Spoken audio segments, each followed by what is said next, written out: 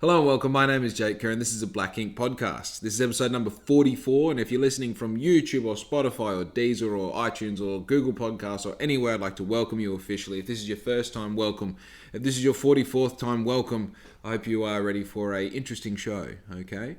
Now, I'll admit, today's been such a I've been inside all day, and if you follow the story, today's still Monday, which means if you've already listened to it, I recorded a podcast at 3 o'clock this morning. I've done a whole bunch of things in between recording the podcast and now. I even did 30 minutes live on Instagram, so I'm a bit bloody flogged out as far as talking goes. I've always got something to say, but as far as like actually talking, like I can feel it in my voice box and it's weird, because when you think about it, like most of the time you talk a lot of the day, or I feel like I talk a lot of the day. Like I have phone calls that'll last over an hour most days, you know, like whether I'm talking to my mum or talking to friends or talking to, you know, clients, whatever it might be. I always find like I'm talking a lot, but there's something about projecting your voice, something about like talking to the camera that actually like for some reason really weathers your voice. And it's so weird because I was only listening to a podcast the other day. I think it was Your Mum's House, which is like Tom Segura and Christina Pazitsky. They were saying that it, like after they do like an hour show 3 times a night, 3 times in a weekend or twice in a weekend, that they can feel it, you know, like that's it, literally the muscle that they exercise as a, you know, I was going to say athlete, but a performer. So it's like, you know, they have that real, like you can feel it in your throat. And I thought like, I mean, there might be another reason I got a sore throat as far as like smoking heaps. It is what it is, but it's not like I probably smoke less now than what I ever have. So I kind of go like, well, I might throw caution to the wind and say this is actually because I'm doing like making heaps of content, you know. And it was cool. Like I'm sorry, I fucking hate talking about things that I've done as far as content is concerned. But as much as like my job is creating t-shirts and all the rest, like the majority of my job is creating content. So it's something that I'm really passionate about. And it's something that like I go hot and cold on it. It's really easy to go hot and cold because it's such a fucking boring thing to talk about. But as far as like creating cool content and like even to an extent, like this is a thing, like creating a like taking a picture, I mean, if you edited it all and then you post it, you know, and with a caption on it, like it's a real basic kind of practice. That's a piece of content, like a picture with a caption and a tag that's got like a filter on it. It's like that's a basic entry-level piece of content, you know. And then you go right all the way up to these 45-minute podcasts that I record. It's like that's also content as well. And like creating this like platform-specific content and like getting feedback and like getting better at like creating this content is such a like it's a weird thing to get obsessive over because you know, you're like kind of a subject to the addiction that is caused by being on social media in general, but also it's just like unless you're around people who do it, it's really hard to communicate like success in the area. It's like, you know, if you say something like, oh, I got this many likes or this many views, it sounds really shallow because a lot of shallow people base their kind of credibility off how much like social interaction and engagement they can get, whereas because it's an actual metric of my business, I kind of feel like when I say, hey, I made a video that got 10,000 views, you know. And also, because of the nature of my business, I've always spent what I've had, which is time and not money. So I like have used these social media platforms as like, you know, marketing tools as I've elaborated on in the past before. I said past tense twice. Anyway, you know, using these social media platforms is basically just a marketing tool, and like instead of looking at it as, you know, like what can I get from this as far as entertainment, like looking at every single pocket of these platforms and what they provide and what's like the network and communication like kind of assets within these platforms that I can use for Black Ink. So it's really interesting to go from having this kind of social media is weird. It's like a personal relationship that we have with the account that we build and how we kind of like doctor it to build this character of who we are online on that platform. And I feel like it's only now that I have the retrospective like perspective of it, now I've kind of moved away from it just being a thing that I did in my spare time, I thought was my spare time, and now something that I do as my like occupation or as my income. So obviously I look at it very differently, and what I'm learning quite fucking crazily at the moment is that like my time is super valuable. So, and I say that as in like, as a lot of you know, I do like I work on a coffee van. I help my dad out with things. I do bits and pieces with various friends and all the rest. I also like have to remain super diligent of the fact that I have a business, and this business has no one overwatching me. So if I don't get this shit done, the shit doesn't happen. You know, like there's just a lot of moving pieces to this, and if I stop doing what I'm doing, then nothing happens, right?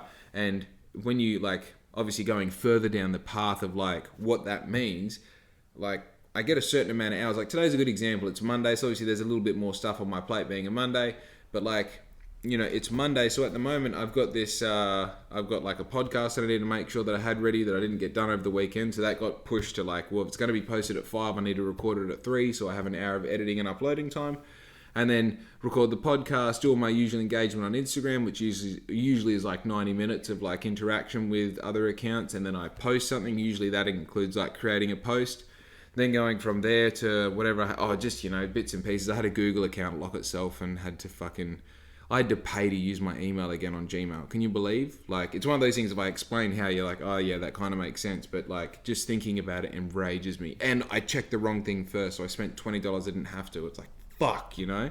But hey, it was $20, you know, between friends, me and Google. Fucking cheers. You know, so I do all that stuff, and then, you know, fit in some social time with my friend. You know, he's free on Monday morning, so every now and then we go down to the sauna and we we have a sauna and a spa and like, you know, have a bit of a chat. Out of there by like home by 10 o'clock and just straight back into it, processing orders, doing a live video, creating like, getting little pieces of like media, whether they be pictures or videos, and just like saving them. So when I need to create content later on, I can do that. And then going straight from there to the post office, and then post office to dropping the Harley off, and then Harley needs a service tomorrow. And then coming home to fucking record a podcast, and we had to go to the shops in the meantime. So I was like going to the shops to come home to record a podcast, do a little bit more paperwork tonight, and then tomorrow morning being on the coffee van between 6 and 1 o'clock. So it's just like a bit of a, I don't know, for someone who works for themselves and is, you know, unemployed but self-employed, it's like I seem to be under the pump all the fucking time, which is a good thing. It's a good thing. This is the thing. Like, I feel like it's very easy in this situation that I'm in right now to look for these pockets of comfort where I go like, you know, I've been working hard, I deserve this. I feel like I don't even like giving myself the benefit of the doubt and falling into that on the weekends. Like, I feel like on the weekends, just to keep myself honest, it's like, still do something. You know what I mean? Like, do something for your business. Because I feel like, and I've talked about this in the past before, like, downtime is as important, if not more important, as when you're working. Because if you don't get your downtime right, then your work time is not really going to be worth anything. But I also think there is some credibility in being sensible in what downtime is, right? So because my job is mostly my like dialing into what the task is, you know what I mean? So a lot of things that I do, like I find that a lot of things with Black Ink, I kind of have to just look into the abyss and see what the next thing to do is, you know what I mean? Like there's a lot of like critical thinking and a lot of theoretical thinking where you kind of go like, right, if I do this, this and this, what result could that render me? Save that. If I do this, this and this, what result can that get me? Save that. Okay, if I do this, oh, hang on. If I do this and this and then combine this idea, I can get this result. There's a lot of that goes on. So I feel like I've just got to sometimes, I mean, I find myself slowing down and just fucking like listening to what the problem solving tells me to do. And that normally is the direction that I take. And I know that sounds, again, woo-woo. And by the way, I'm going to full circle this back to that podcast that I was listening to with Tom Segura and Christina Pazitsky. It's all part of the story. But the thing that I find the most is like actually just keeping the ball rolling, you know, like especially these weekends, like on Sundays, it's super easy just to like make the excuse like, oh, just smoke cones and stay in bed and like fuck around and watch Squid Games and all the rest. It's like, yeah, but you can still have the internet open and you can still just be like doing passive research on something, you know, like you can just be doing some, like I like seeing, like I like imagining what Black Ink could possibly produce. And there's no harm in going like, well, how much would it cost to make a Black Ink bowling ball? How much would it cost to make a run of Black Ink rolly papers? How much would it cost me to make 100 Black Ink lighters? And doing all that shit, I mean, half the time that people don't do that with their brand is literally because they don't have the inspiration to think of it and execute it, you know, or they might have the great idea but never figure out what it is. And there is a million things that I know the process on how to make. I know the minimum order quantities. I know what the costs are involved. I know if I can get it done in Australia or China because I'm always just ticking this over. I find that when you have that full 24-hour break, as soon as you have that full 24-hour break with anything, it's hard to fucking get back on the horse. And that's the same as like going to the gym, man. That first day that you miss you're meant to go, it's easy to keep not going, you know? Like it literally like multiple times in my life I've had that exact thing happen where like I've gone to the gym for like 6 months in a row and I miss Monday and then never go again. just like for whatever reason. So I don't know whether, you see, now that I say it out loud, it kind of sounds like I'm just carrying over my own fear or anxiety of like my past results returning again. But I think in all honesty, it's just one of those, like, considering, like, as I was saying, like, my job is very mental, and because it's very, like, problem solving, I feel like if it was a physical job, it's more important to give yourself downtime, because your muscles literally need, like, they physically need time where they're not doing that effort so that they can recover and you can handle the job better. Even if you're not trying to, if I was like fucking doing manual labor work, if I was doing, real work, it definitely, the Saturdays and Sundays, it's like, even like driving somewhere for an extended period of time would be too much effort. It's like I literally just want to do nothing, because that's what's demanded of my body during the week, is that physical work. But this mental work, and I think because of the nature of where I'm at in my business and in my life, and we'll come back to that as well, but because of the nature of what it is at the moment, and because like I'm in my first 12 months of like rebooting an e-commerce business, and I wouldn't even call it rebooting, I would call it starting, because I didn't have a website before. I didn't promote anything on social media like properly. All I did was had a brand and made things for sale, and people bought them, which, saying that out loud, is fucking almost annoying. I can't even imagine if I did this shit properly back then. But again, it's screwing your fucking head on, and that ties into like where I'm at in life. What I was saying with that is like, I feel sometimes that we forget, and like when I say we, I mean people like my age and younger, and probably like, no, so I'm 29 in like 2 months time. That's pretty crazy. But if I think about 30 years old and under, it's like, now that I am almost 29, I've got a feeling of what 30 is going to feel like. You know what I mean? Like they say you peak around 28, 29 as a male. Or it's 28 through to 32 is usually like the best, healthiest years of your life. And then apparently you start to slow down after that.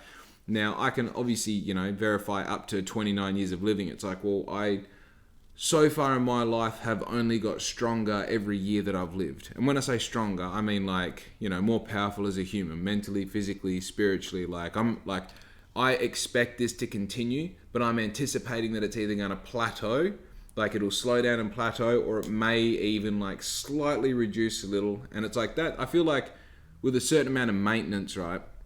When that does eventually happen. And this is the thing, like acknowledging that it's going to happen, accepting it when it happens, and like coming up with the adjustments to make sure that you can still manage your life.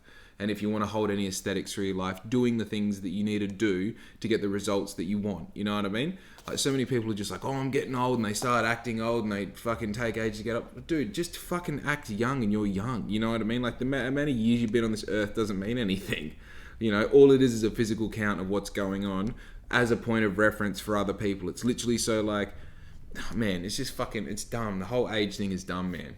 But it's just getting towards the end of the day. I'm cranky. It is what it is, But the point that I'm making is like, I'm 28, right? You should be vibrant.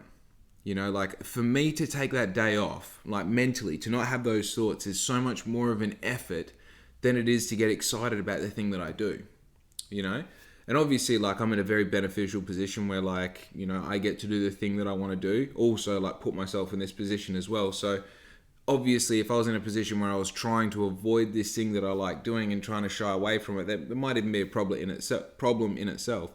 But I definitely feel like I don't really need that much time off at the moment. Like, maybe when I get into my 30s and I've been hustling hard for, like, 5 years, and I do feel that kind of carryover of that, you can feel it. It's like a tension that follows you, And I've felt it before when I've worked months and months and months at a time, and then decided to take like a month off work, is because you're just like, man, I'm fucked, The real travesty is that people go their whole life and don't acknowledge that feeling of being fucked. They think that's a part of like the human experience, is just continuing to work.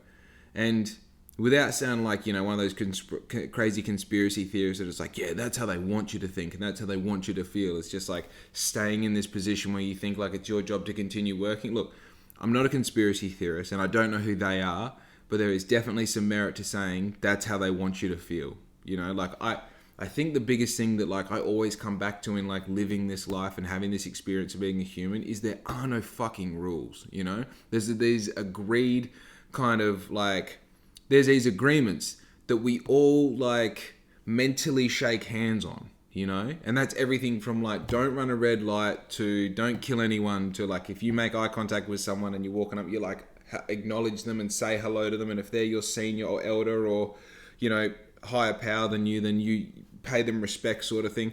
There are these things that we agree on as humans, and some of them we even back up by law. But realistically, in this experience, there are no fucking rules. There are no rules at all.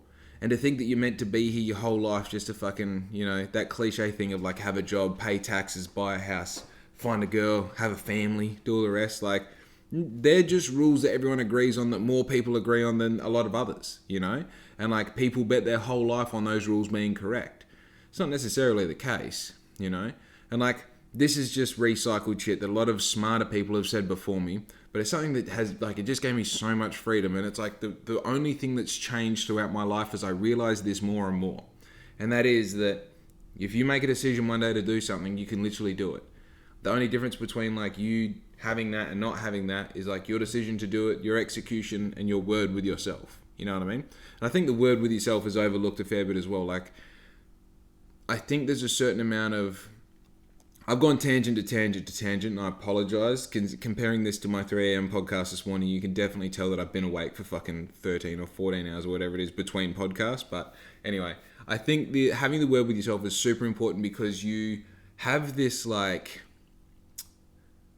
I feel like having a certain understanding of who you are, like, and also like even on a physical level, understanding how you feel and what your body's doing at any one time, and knowing like if you wake up with a slight feeling, not being like, oh fuck, I wonder if like I had that feeling yesterday, or if I had it yesterday, whether it was ever the day before, like knowing things about yourself, because you're always kind of analyzing yourself, and you kind of like treat your body almost like a vehicle or a machine that you keep in check, and like I feel even...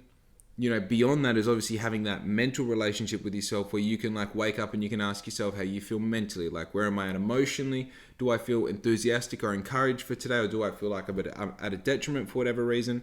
And like being able to like follow that up with going like, for example, like I don't feel like doing anything today, if that's the case.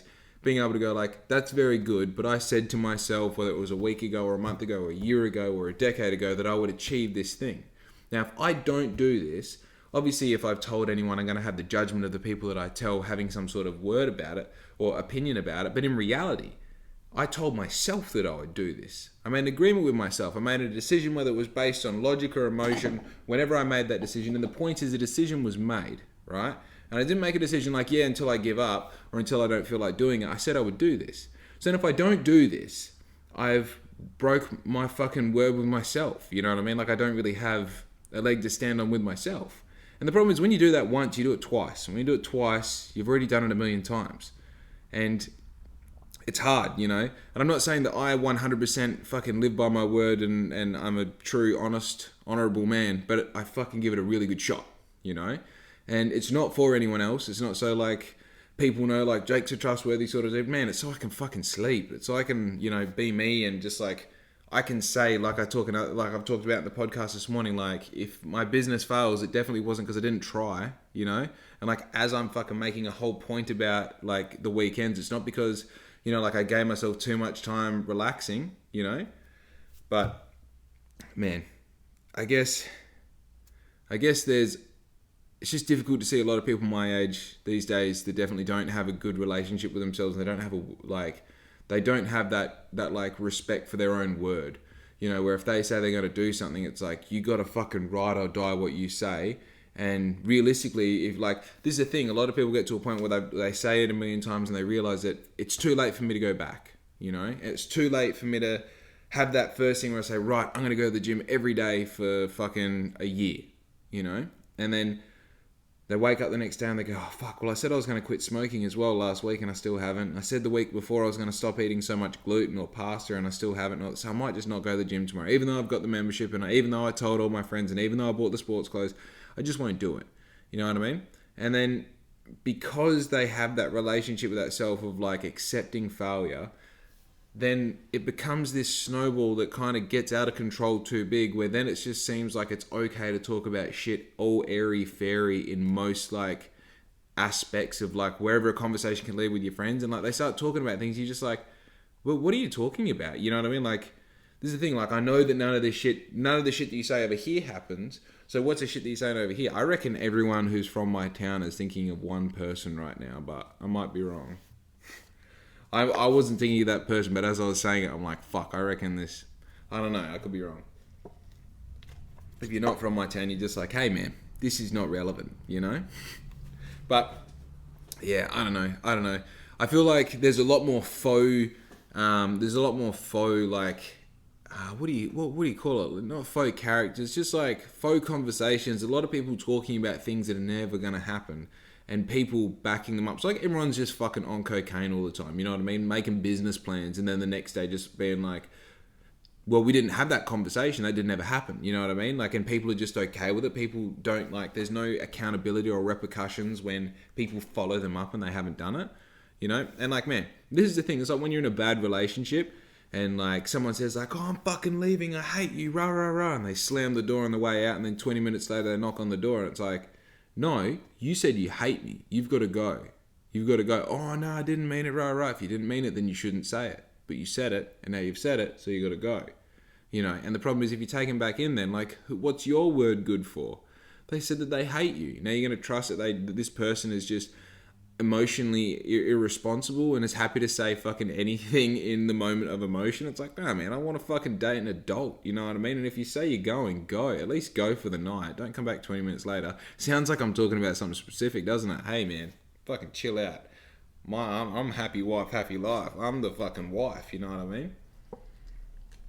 But yeah, I don't know. It just hurts my feelings when people have that, like, it's like they want to have these Hollywood moments where they're like, and then I fucking said this and rah, rah, rah. It's like, no, yeah, you probably, even if you did say that, like, now you just sound like a dickhead because you know you're going to be going back to her later on, you know? It's hard, man. It's hard. So I was listening to this fucking podcast, Your Mum's House, with Tom Segura and Christina Pazitsky, and they were saying about the fucking... Yeah. The bigger point that I was making was they were saying about the microphone thing and how like how they were talking so much and they get a sore throat. And this is the thing, like I hear that, and then like 3 days later, I do a big day behind the microphone, and sure enough, I get a sore throat.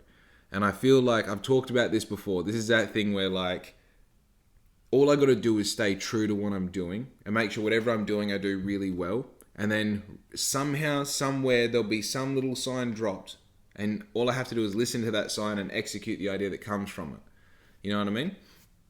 I feel like I spend so much time just kind of waiting for I don't know. I'm always talking about the next thing that I'm doing. And I feel like you kind of have to be so focused on just moving forward, because it's so easy to accidentally start spreading yourself sideways. And all of a sudden you're spending heaps of time achieving nothing and not making it, you know, those small moves where it's like, I feel like most of the fucking progressive moves you make are things that you do that take 5 minutes that you won't get any result for like 2 weeks.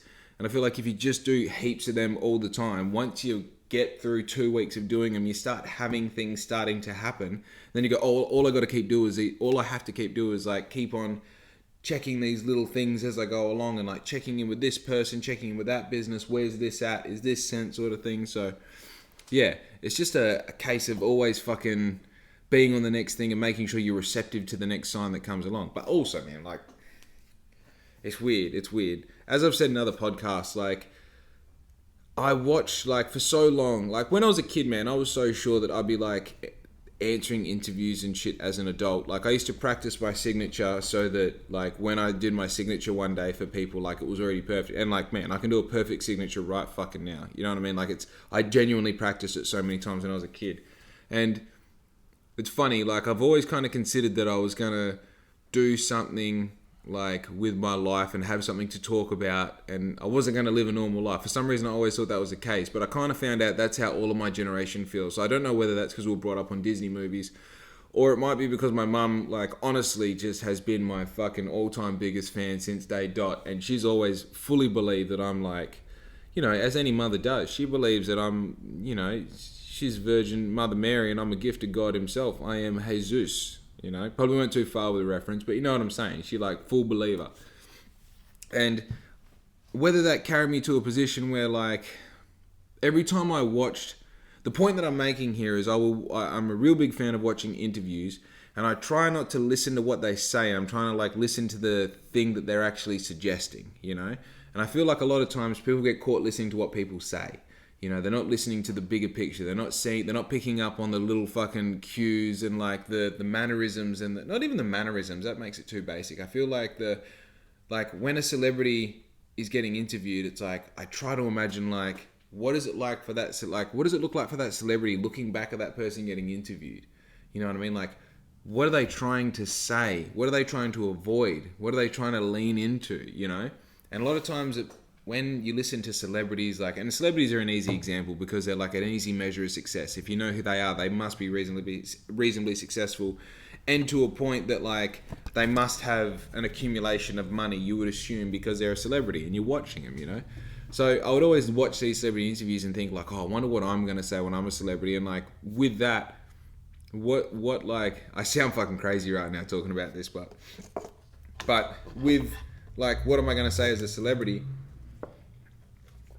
I also would think about how I would explain the story.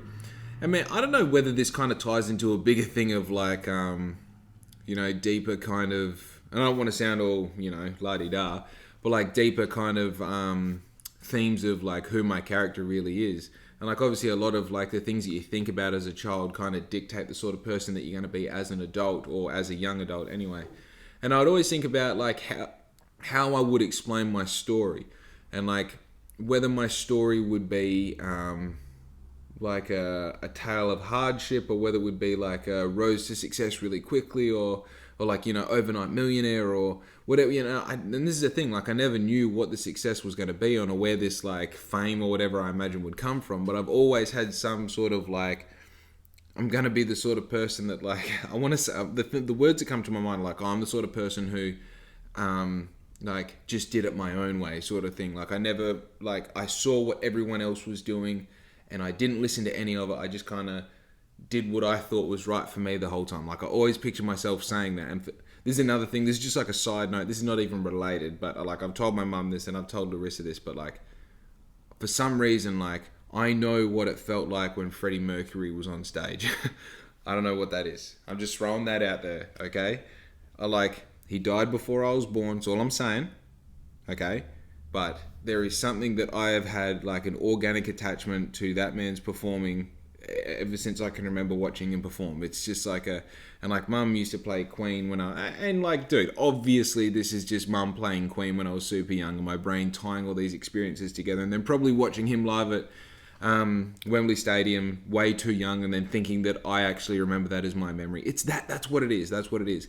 But I also have this thing of like in the back of my mind, even that if that is what it is, this is what I do, right? I take that feeling of being like, I know what it's like on stage in front of all those people. I've done it before. You know what I mean? I've been so confident in my ability to sing. Like, and I know this sounds bizarre, but this is like literally what my brain does. I'm like, I'm so confident in my ability to sing and perform and captivate that audience and have them do whatever I want to do and wear whatever I want to wear and be the motherfucker who is being that motherfucker on stage. And I carry that into like, whether it's walking into a shopping center, or whether it's like making a new release, or whether it was the decision just to fucking go live in a caravan. It's like, that's where that confidence has come from. And like, it's funny, you know, because listening to what people have got to say about like depression and all that, when I analyze what they say compared to the experience that I'm having, I feel like I have the opposite of depression. I feel like I have like a team in the back of my mind that is working towards getting the best possible result all the time. Whenever I'm doing something and I can feel people watching me, the narrative, the thing that my voice says to me, right? That the voice that I observe in the back of my head is always like, man, I bet they're watching me thinking I'm doing a hell good job, right?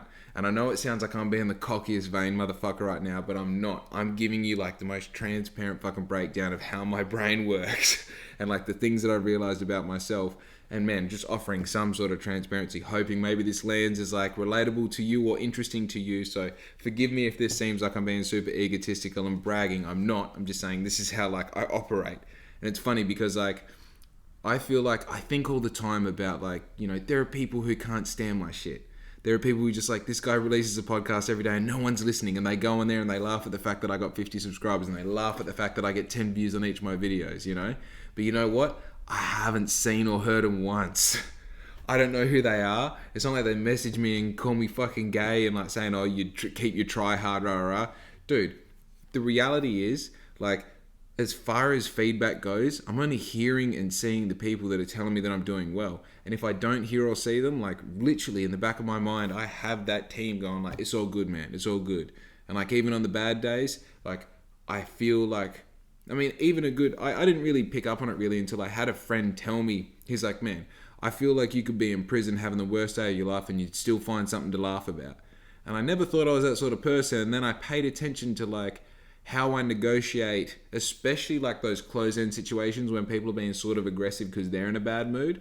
I found that I'm always the sort of person that gives them like a little kick up the ass to like bring that mood back around, you know? And like everything from there to just a general interaction. Like I love turning things or manipulating conversations into a thing where everyone's happy, you know? Manipulating was a wrong word. It's got such a negative connotation, that word, but it's weird. I just fucking, dude, I love being positive. You know what I mean? And like, as much as like I get cranky on this, like we know that I get cranky on this because I work myself up about these things, and because I don't have any feedback from anyone in real time, I just get further and further into my own echo chamber, and I end up just getting angry about shit that I'm already angry about, you know? So, dude, we know that I get angry, but otherwise, man, like day to day, I'm fucking happy. You know, like I wake up generally happy. You know, I wake up not wanting to get out of my bed like a normal human. But once I'm up and doing things, I'm like, fuck yeah, I'm alive. We're doing it another day. You know, I'm aware that I can die, and I ride my Harley like I can die, but I fucking live like I live. You know, it's just it's weird. It's weird. To even get a fucking small coffees, you don't even get a pull tab on it. It's wild. I don't care about that Macca's game, but man, like I think the past 3 tabs that I've got like instant wins. I've got fucking, dude, I've got it all. I've got like a fucking 20-minute thing at time zone I can use. I've got it's not important what I've won at McDonald's. It really isn't. But yeah, it's funny. I like that thing about like, I feel like depression is almost, and like this is the thing, I don't understand depression. Because I don't experience it, the only thing I have to offer is listening about the experience and kind of having some sort of like trying to relate it to my experience and seeing if like it applies to me, which I don't think it does. But I feel like if you're like life is like a 0, you know, like life is meant to be 0, and then depression is like going down like -1, -2, -3, and obviously you can be like super depressed for years on end. That's a -10. I feel like Labradors sit at like +5, you know what I mean? Then you put them in fresh air in the back of a ute and they go up to like +7, you know? I feel like I sit at like +2 most of the time, you know? I think as a payoff though, like I feel like once I get to 0, I go down really quickly. Not that I do very often, but just like normal shit, you know, you get tired, you get angry, or you get hungry, or you know, something isn't going your way for whatever, for an extended amount of time, and then all of a sudden it's just like I go from fucking like, oh, I'm all good, to like, you know what, fuck everything, let's burn the house down, you know? But it never lasts. This is the thing, like I'm always kind of like, you know, I'm like, fuck yeah, let's get going again. And most of the time, this is the thing, something that I found that both Dad and myself do is like, conflict to conflict resolution is instantaneous. You know what I mean? Like as soon as we've like got angry and that's it, it's just like, right, move on, you know? And I feel like that's fucking, it's handy like especially now in business as well, because oh my god, this is my fucking favorite, dude. Fuck me. Except for the Tahitian lime might be a fucking, you know what I mean? Like this at the race line, Tahitian lime and apple berry. Whew, boy. But yeah, that's what I was gonna say. So the thing with like happiness as well though, I found that I do know when I'm in these long-term periods of time and my happiness isn't being fulfilled in particular areas, I feel like I'm really receptive to that. And I'm like, in my mind, the thing that it looks like is like, oh, I'm super close to perfection right now, but I'm not quite there because of these really obvious things, you know? And like, this is the thing right now, like I'm confident saying this, like I'm not even like kind of crossing my fingers saying like, oh, I hope I don't wake up tomorrow and everything's fucking turned. Like I know myself well enough mentally and who I am as a person and a character, and like been doing the damn thing long enough now to say like, you know what, I'm generally a happy person, and even if everything turns to shit tomorrow, I'll probably still be happy tomorrow afternoon. Like there's nothing that really fucking, you know, gets me down and wears me out sort of thing. But with that said, I've definitely been in situations in my life before where like, I'm like, fuck, I'm so close to perfection. But, you know, for example, when I was living in the caravan of Mandurah, it's like, but my power goes out 5 times a day, right? And I'm already really heat sensitive. So that power going out means my aircon cuts out, and that happens like 5 times a day. And like, we live in Australia, so like, there's no reason for power to ever turn off because, you know, Australia. So it pisses me off that I have to like tell someone like, hey, like, do everything within your power to make sure that this doesn't get disconnected. You know, this plug that's plugged into this wall, that needs to stay there at all costs. Okay? Because if you unplug my power, I'll go and start flicking your power on and off just randomly whenever I want. And then we can see how it works, see how it feels. You know what I mean? I'm just being a cunt now. But so that's what I mean. Like, that was a super great experience. It's like, but the power kept turning off, and it's like, it's not a big deal, you know, I don't mind, it's all good. And then 2 hours later, 2 o'clock in the afternoon, 42 degrees outside, it's about 35 degrees inside, the aircon cuts out. And you're like, it's all good. It's all good, I'll go fuck myself, you know what I mean? So, like, that's the thing, like, right now, it's like, I know, I'm flying literally right next to the sun right now because everything is perfect, you know? My dog has a beautiful yard to run around in. Larissa loves living here. We really are in a beautiful little community. We've got access to everything. I've got my push bike. We're coming into summer and my business is doing things. I'm recording podcasts. I'm making clothes. I'm having fun. Bro, this is fucking perfect. Don't tell anyone, you know? Like, it's like, and I'm only saying this to kind of validate that feeling that I had when I was in these situations where it's like, fuck, I'm not quite there. I'm not quite there, you know? And like, man, I feel like a lot of the times, any time before like 23, I knew I was so far away from it that I didn't even really worry about it, but I was still happy about shit, you know? But man, I feel like that whole happy conversation is I always feel weird talking about it, and it's kind of easy here because I don't have anyone giving me their negative feedback in return. Because a lot of times when you say to people like, I don't know, I guess I'm generally happy and just like enjoy me life sort of thing, they always have something to say about it. But it's definitely it's a touchy topic for me to even fucking address. I feel like everyone in some way is touched by depression, if not anxiety, and if not both, you know.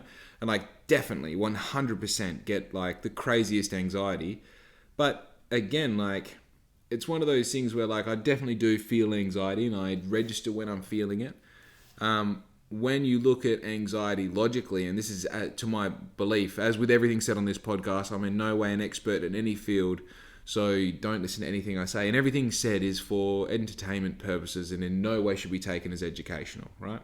But basically what I feel, what I come to understand anxiety was for, initially in the human experience, was to keep us from getting eaten. You know, it's to stop us from danger. So, you know, things like sound-induced anxiety. You'll be walking along and it's dead quiet, and then all of a sudden, you know, you hear something, some branches or something over here, you know, they break, or some twigs break or something. You're like, something's over there. So your body gets anxiety, so it releases a whole bunch of chemicals, so you're more alert to the situation and you feel like you need to get out of there, and your heart starts beating quicker and all the rest.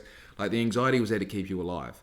And I feel like now we live in such a fucking cushion environment where it's like anxiety is just there to fuck with you. You know, it's like, it's kind of like a leftover thing that we don't need anymore in the human experience, but now it balloons out in these really fucking weird and awkward areas of our life where we're just trying to, you know, walk into a shopping center or have a conversation with someone of the opposite sex or have a normal transaction, you know what I mean? Like anxiety, or like go to a social setting. Anxiety seems to pop its head up in all these really fucking just dumb areas of our life, and it seems really unnecessary. And no shit, I mean, I'm one of those people that can translate information into action pretty quickly. Once I kind of got a hold of that concept, I was just like, well, if it's not really a necessary part of living, then why do we adhere to it? Like, I feel like it's kind of like being offended to something. Like, if you're offended of something, like, you've made a decision to be upset about something. You know what I mean? Like, it's... there's a few things that obviously people can say to a few different people that you're like, oh yeah, I guess that's offensive. But I mean, at the end of the day, and look, I know this comes from a straight white male. I'm not going to say that I'm in any way oppressed and I know what real offense is or whatever it is. But what I am saying, like, anxiety, I feel in my experience, is something that I can choose to listen to, or I can choose to make an active effort to focus on something else, right? And it's really important how I said that, because I know a lot of people are going to be like, oh, you can't just turn off anxiety. Didn't say turn it off. Choose to focus on something else. And let's have an example. So you walk into a shopping center, you start to feel anxiety, you don't know what to do, you pull your phone out and you start walking fast, right? Now, I don't know about you, but when I walk into a shopping center, most of the time I'm just like, oh, I forgot how to walk properly, I don't know where to look, I don't know what to do with my hands, oh, I need a fart hell bad, like, just out of nowhere, you know what I mean? But then I focus on the fact that I'm a fucking adult and I've walked into a shopping center thousands of times. There's no reason to be worried about that. If you want to fart, fuck everyone in here, just do it. And if you don't know how to walk, dude, just walk with a fucking strut until you figure it out again. You know why? Because fuck these people. Fuck these people. You know what I mean? And the crazy thing about doing whatever you want, by the way, in that situation or any situation, is people just look at you like the dude doing whatever you want. That's it. They don't go, oh, look at this weird cunt. Dude, everyone cares about themselves so fucking much. They literally don't care what you're doing. So if you want to start walking with a swagger because you forgot how to walk normally, dude, walk with a swagger.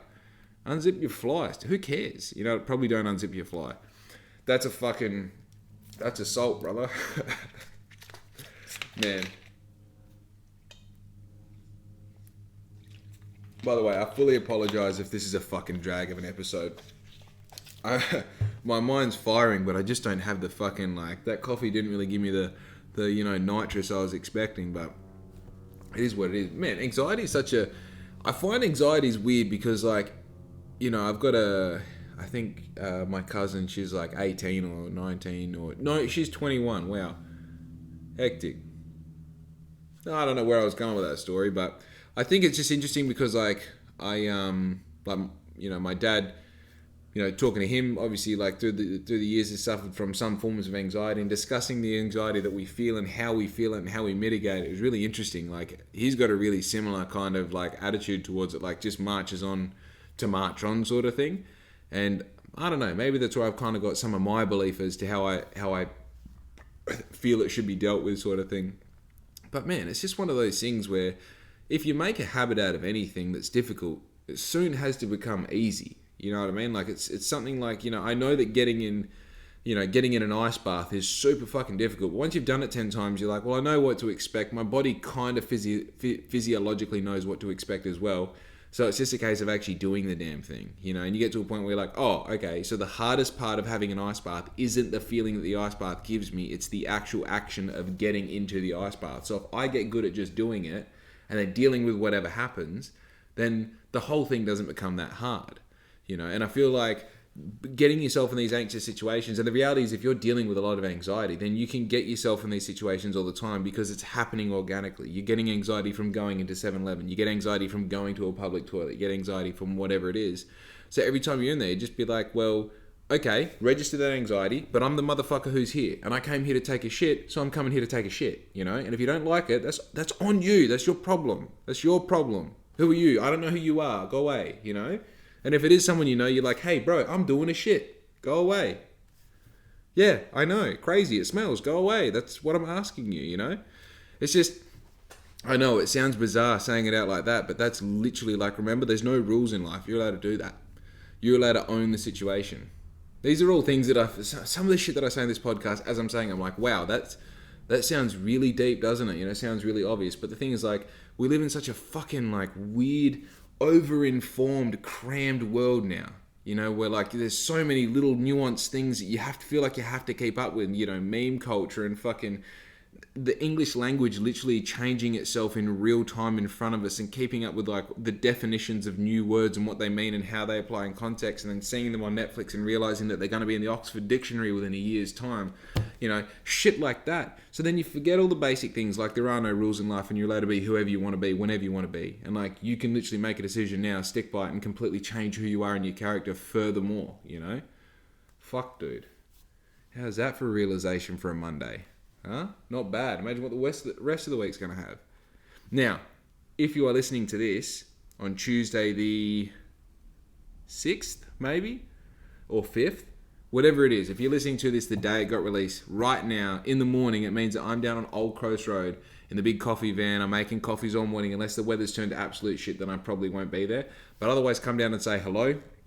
If you're listening to this like 2 years later, I'm not there anymore. I guess it was a good morning, you know, it is what it is. I tell you what, if you're listening to this and you order one of those 1 of 20 t-shirts, now I know if you didn't order them and you follow the podcast, you're sick of hearing about them, but I'm so fucking excited about these shirts. So obviously jumped on live today and, like, did a little breakdown about the screen printer and where my inks are and, like, all the inks that I got and the difference between oil and water-based inks and the heat press and all the orders that I did and processed today. It's super cool. But yeah, now I've, like, kind of rearranged the room a bit and I've got, like, a few more pieces of furniture. And it's funny, like, literally every piece of furniture I've either got for free off the side of the road or I bought from Vinnie's for like 10 or $15. it's fucking unreal. You know what I mean? Like I got this full setup, so now I'm just waiting on that stock to come in. I've got some heat transfers on the way as well. So it's just so cool. And like I'm starting to write so they're going to come with like cards that are just like, you have officially purchased, you know, whether it's number 1 of 20 of the first hand printed tees, however it's worded.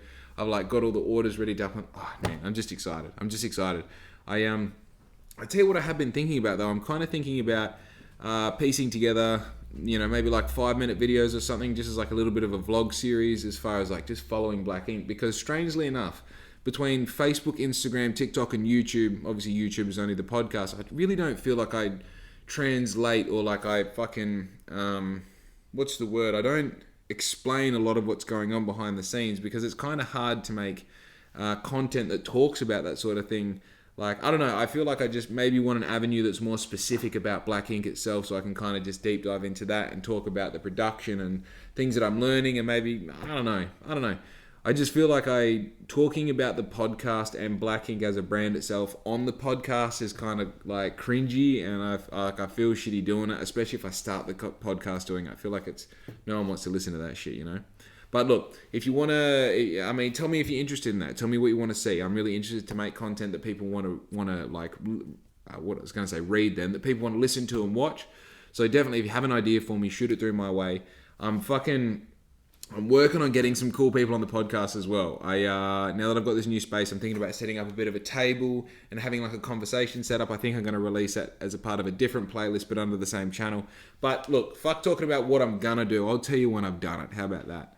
Anyway, if you haven't already, go on my socials, light me up, you know, Facebook, Instagram, YouTube, fucking Snapchat, TikTok, everything, you know what I mean? Man, jump on my fucking OnlyFans and give me a tip if you want, because that's what it's about, all right? Anyway, I'm going to fucking sign out. If you haven't already today, be good to your mother, because I'm fucking out. Yo!